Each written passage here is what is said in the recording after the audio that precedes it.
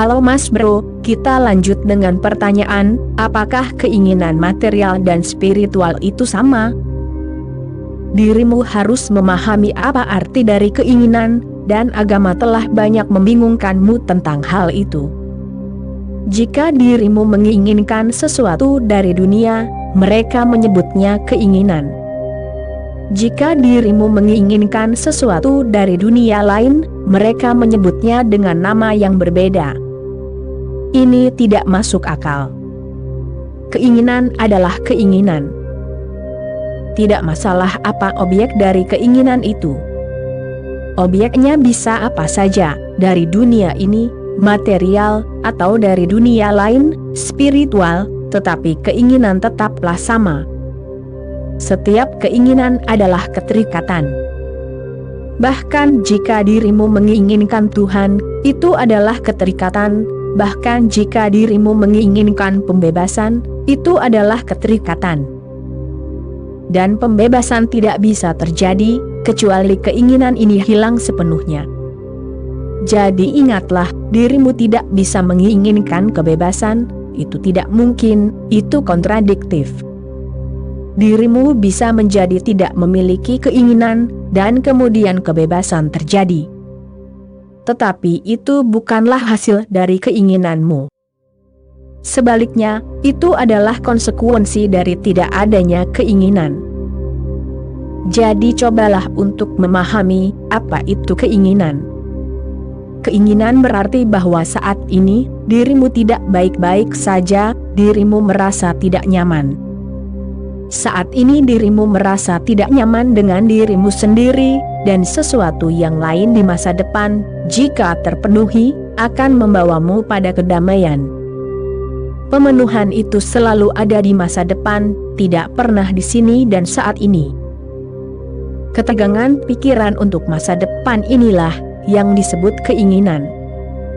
Keinginan berarti dirimu tidak berada di saat ini, dan yang ada hanyalah saat ini. Dirimu berada di suatu tempat di masa depan, padahal masa depan itu tidak ada. Itu tidak pernah ada, tidak akan pernah ada.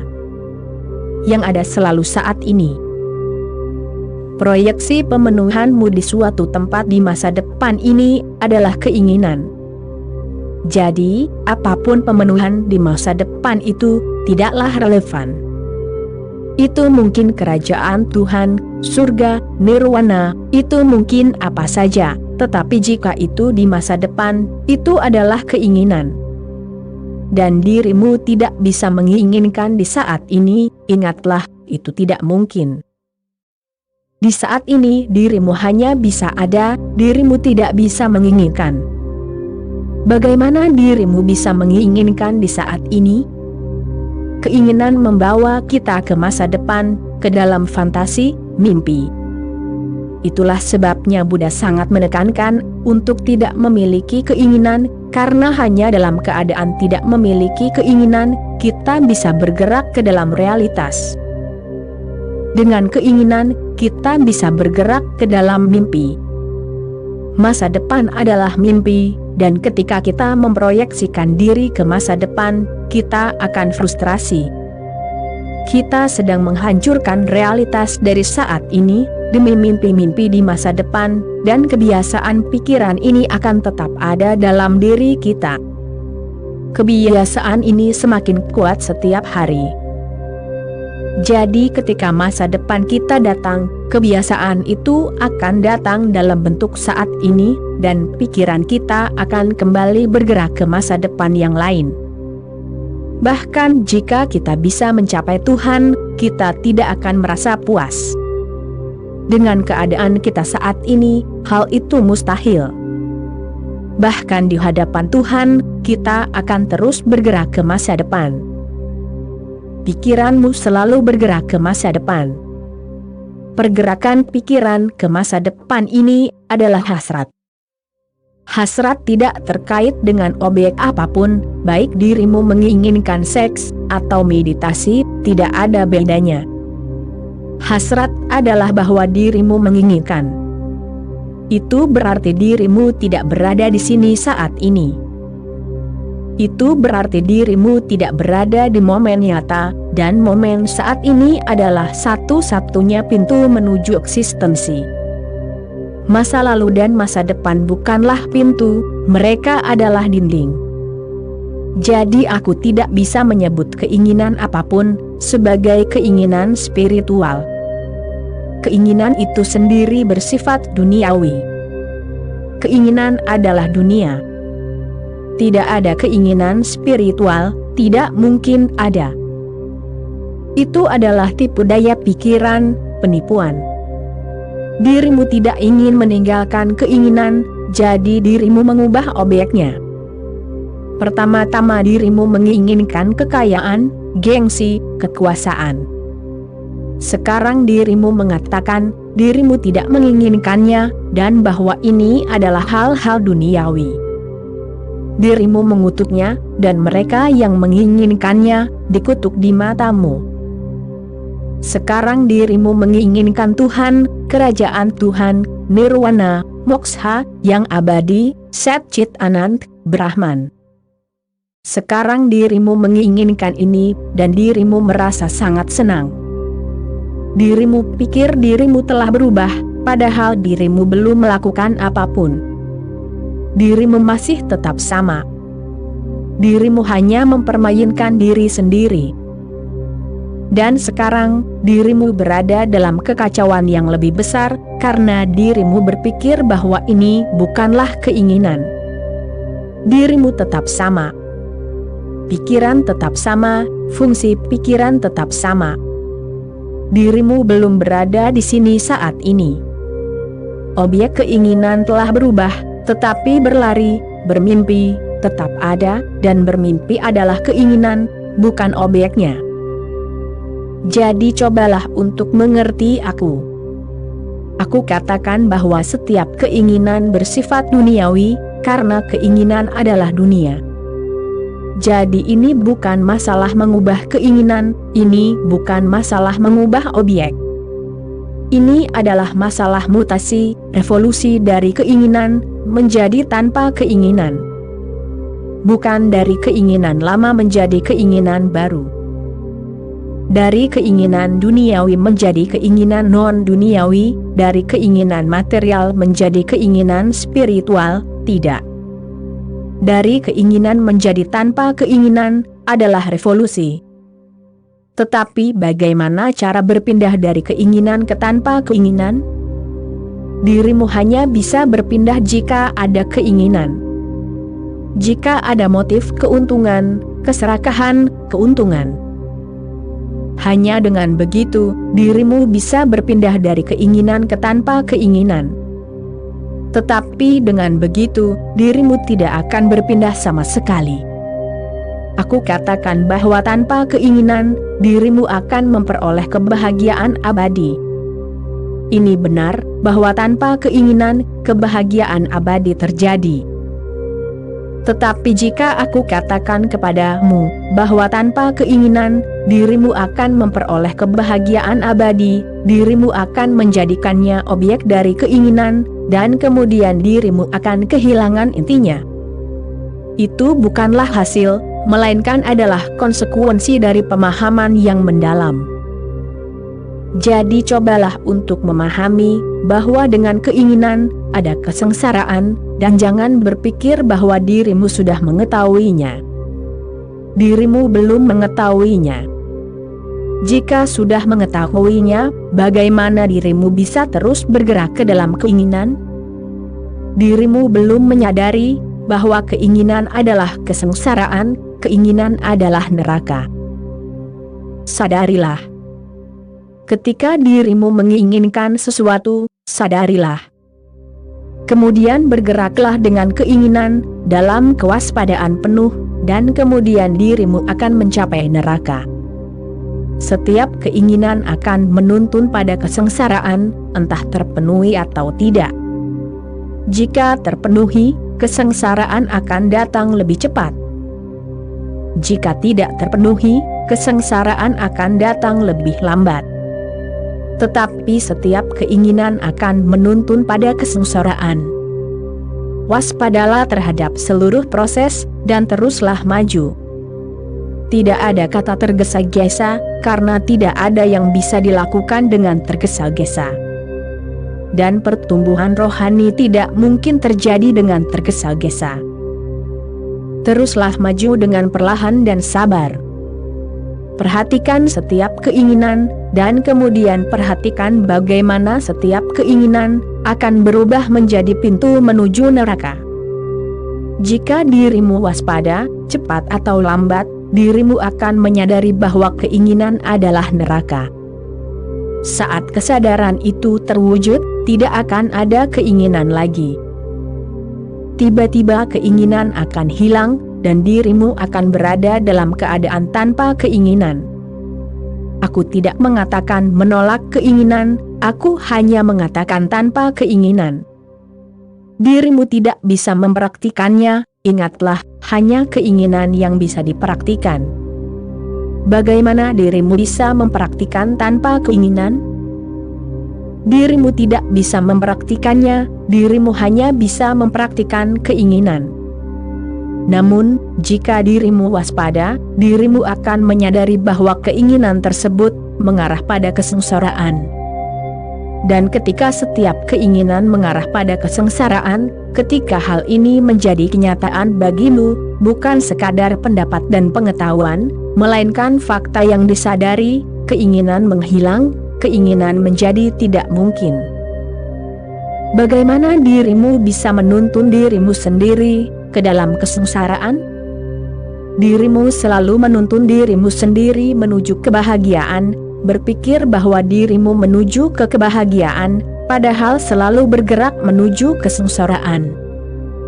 Hal ini telah terjadi selama hidup dan kehidupan. Dirimu selalu berpikir ini atau itu adalah pintu surga. Tapi ketika dirimu telah memasukinya, dirimu selalu menyadari bahwa ini adalah neraka. Dan ini telah terjadi tanpa kecuali, selalu demikian.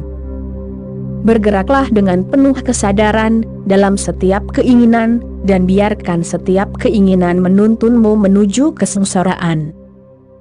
Kemudian, tiba-tiba, suatu hari, kedewasaan akan terjadi pada dirimu.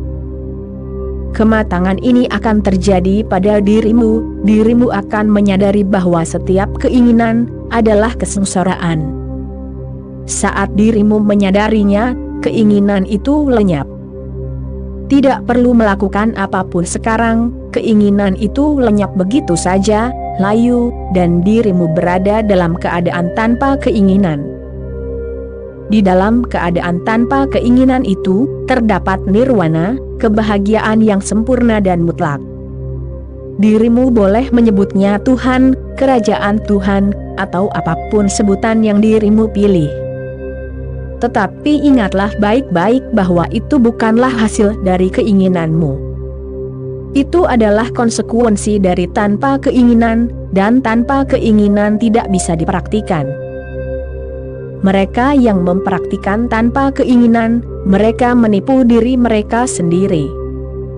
Ada banyak orang di seluruh dunia, para biksu, para sannyasin, yang mempraktikan tanpa keinginan. Dirimu tidak bisa mempraktikan tanpa keinginan, tidak ada hal negatif yang bisa dipraktikan. Di balik tanpa keinginan mereka, mereka mendambakan Tuhan, kedamaian yang akan terjadi, kebahagiaan yang menunggu mereka di suatu tempat di masa depan, setelah kematian. Mereka menginginkan, dan mereka hanya menyebut keinginan mereka sebagai keinginan spiritual. Dirimu bisa menipu diri sendiri dengan sangat mudah.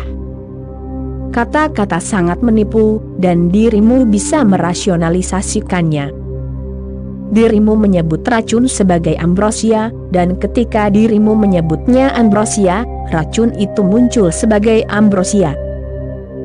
Kata-kata menghipnotis, itu satu hal. Namun, perasaan ini, kesadaran bahwa hasrat adalah kesengsaraan, harus menjadi milikmu. Mary Stevens pernah menulis bahwa ia sedang mengunjungi rumah seorang teman, dan putri teman wanitanya itu buta. Mary Stevens sangat bingung, karena gadis itu akan berkata, dia jelek, aku tidak menyukainya, dan warna gaun ini cantik sekali.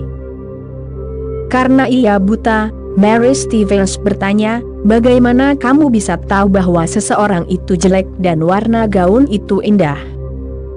Gadis itu berkata, saudara-saudara perempuanku yang mengatakan semua hal itu kepadaku. Ini adalah pengetahuan. Buddha telah berkata bahwa keinginan adalah kesengsaraan, dan dirimu terus mengulanginya.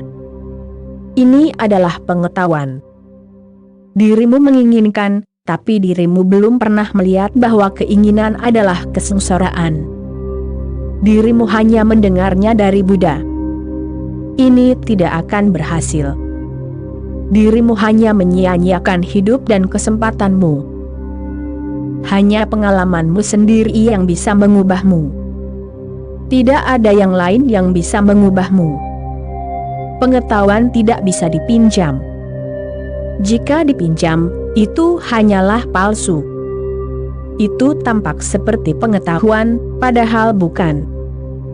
Tetapi mengapa kita mengikuti seorang Buddha atau Yesus? Mengapa?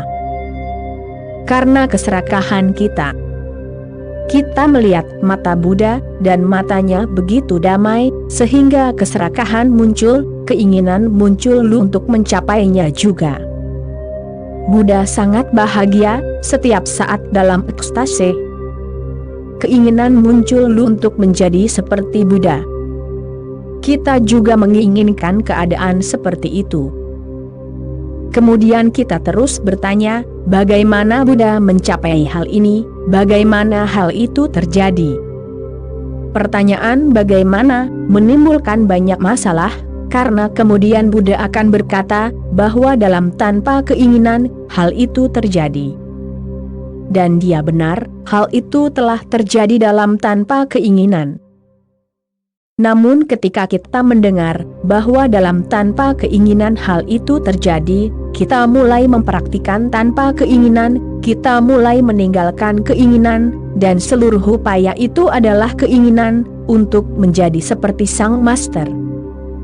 Buddha tidak berusaha menjadi seperti orang lain, ia tidak meminta untuk menjadi seorang Buddha. Ia hanya berusaha memahami penderitaannya sendiri. Dan semakin banyak pemahaman yang muncul dari dalam dirinya, semakin banyak pula penderitaan yang hilang. Kemudian suatu hari ia mulai memahami bahwa keinginan adalah racun. Jika dirimu memiliki keinginan, dirimu telah menjadi korban, sekarang tidak ada kemungkinan bagi dirimu untuk bahagia. Dirimu hanya bisa berharap, memiliki harapan dan frustrasi, lalu lebih banyak harapan dan lebih banyak frustrasi. Ini akan menjadi lingkaranmu. Dan ketika dirimu menjadi lebih frustrasi, dirimu berharap lebih banyak, karena itulah satu-satunya penghiburan. Dirimu terus melangkah di masa depan, karena di saat ini, dirimu hanya memiliki rasa frustrasi. Dan frustrasi itu datang karena masa lalumu. Di masa lalu, masa kini adalah masa depan, dan dirimu mengharapkannya. Sekarang, masa kini adalah frustrasi. Kemudian, dirimu berharap lagi untuk masa depan. Dan ketika masa depan menjadi masa kini, dirimu akan kembali frustrasi. Kemudian, dirimu akan berharap lagi. Kemudian, semakin banyak frustrasi, semakin banyak harapan, dan dengan semakin banyak harapan, semakin banyak frustrasi.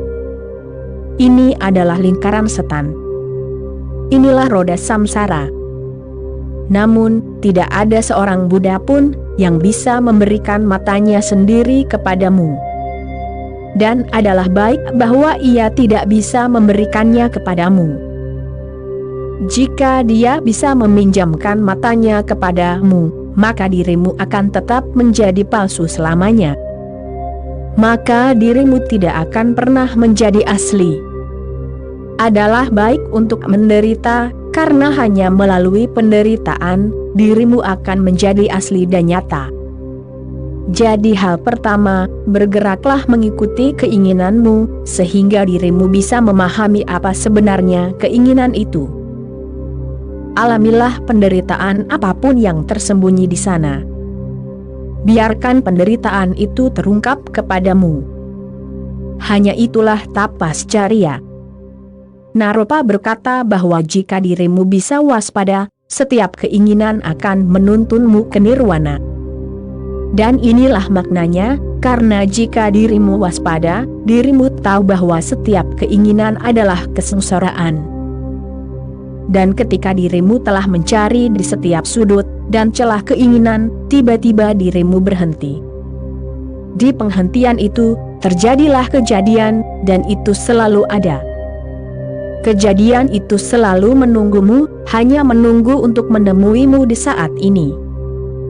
Namun, dirimu tidak pernah berada di saat ini, dirimu selalu bermimpi. Kenyataan menopangmu. Karena kenyataan, dirimu hidup, karena kenyataan, dirimu ada. Namun, dirimu terus bergerak di dalam yang tidak nyata. Yang tidak nyata sangat menghipnotis. Aku pernah mendengar satu lelucon Yahudi. Dua teman lama bertemu setelah bertahun-tahun. Kemudian salah satu teman berkata kepada yang lain, "Aku tidak bertemumu selama 25 tahun. Bagaimana kabar putramu, Harry?" Yang lain menjawab, "Dia adalah seorang penyair hebat. Di seluruh negeri suaranya terdengar, lagu-lagunya dinyanyikan, dan mereka yang mengerti puisi mengatakan bahwa cepat atau lambat dia akan menjadi pemenang Nobel." Teman lainnya berkata, "Hebat. Dan ceritakan tentang putra keduamu, Benny. Bagaimana kabarnya?" Temannya menjawab, "Aku sangat bahagia dengan putra keduaku. Ia adalah seorang pemimpin politik yang hebat. Ribuan orang mengikutinya, dan aku yakin cepat atau lambat, ia akan menjadi Perdana Menteri negeri ini." Lalu sahabatnya berkata, "Wah, beruntung sekali kamu. Dan bagaimana dengan putra ketigamu, Izzy?" Temannya menjadi sangat sedih dan berkata, "Izzy. Dia tetaplah Izzy. Dia seorang penjahit. Tapi, ku katakan padamu, jika bukan karena Izzy, kami semua akan kelaparan." Namun sang ayah bersedih, karena Izzy hanyalah seorang penjahit. Dan penyair, politikus hebat, pemimpin hebat, mereka hanyalah mimpi. Izzy adalah kenyataan, penjahit. "Tetapi jika bukan karena Izzy, kami semua akan kelaparan," katanya. "Dirimu tidak akan bisa hidup, jika bukan karena momen ini. Momen ini nyata. Namun, dirimu tidak pernah bahagia karenanya. Dirimu bahagia dalam mimpi-mimpimu tentang masa depan, tentang para peraih Nobel, Perdana Menteri. Saat ini, Izzy hanyalah seorang penjahit. Realitasmu adalah tempat dirimu berpijak. Mimpi-mimpimu bukanlah landasanmu. Mimpi-mimpi itu palsu. Terimalah realitasmu di saat ini. Hadapilah apapun itu, dan jangan biarkan pikiranmu bergerak ke masa depan. Masa depan adalah keinginan. Jika dirimu bisa berada di sini dan saat ini, dirimu adalah seorang Buddha. Jika dirimu tidak bisa berada di sini dan saat ini, maka semuanya hanyalah mimpi. Dan dirimu harus kembali, karena mimpi tidak bisa membawamu kemanapun. Mimpi hanya bisa membawamu pada harapan dan frustrasi, tetapi tidak ada yang nyata terjadi melalui mimpi. Namun, ingatlah maksudku, bahwa dirimu tidak bisa menirunya. Dirimu harus melewati penderitaan. Penderitaan adalah jalannya. penderitaan memurnikanmu, membuat dirimu waspada, membuat dirimu sadar. Semakin sadar dirimu, semakin sedikit keinginan yang dirimu miliki. Jika dirimu benar-benar sadar, tidak ada keinginan yang terjadi, dan meditasi tidak berarti apa-apa selain dari kesadaran sempurna. Oke Mas Bro, itulah kutipan kali ini, kita sambung lagi nanti. Terima kasih.